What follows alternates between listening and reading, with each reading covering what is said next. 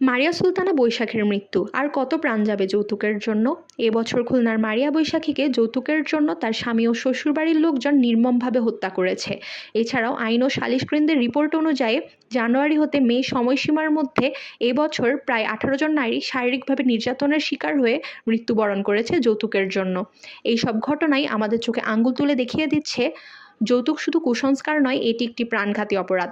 যৌতুক নিরোধ আইন 2018 3 ধারায় বলা হয়েছে, যদি কেউ বিয়ের সময় বা বিয়ের পরে যৌতুক দাবি করে তবে তার শাস্তি হতে পারে কমপক্ষে 1 বছর বা সর্বোচ্চ 5 বছর কারাদণ্ড বা অর্থদণ্ড, যা হতে পারে 50,000 টাকা পর্যন্ত বা উভয়ই। এছাড়াও নারী ও শিশু নির্যাতন দমন আইন 2011 ধারায় বলা হয়েছে, যদি কেউ যৌতুকের জন্য কোনো নারীর মৃত্যু ঘটায় তবে ওই ব্যক্তির শাস্তি হতে পারে মৃত্যুদণ্ড বা যাবজ্জীবন কারাদণ্ড এবং অর্থদণ্ড।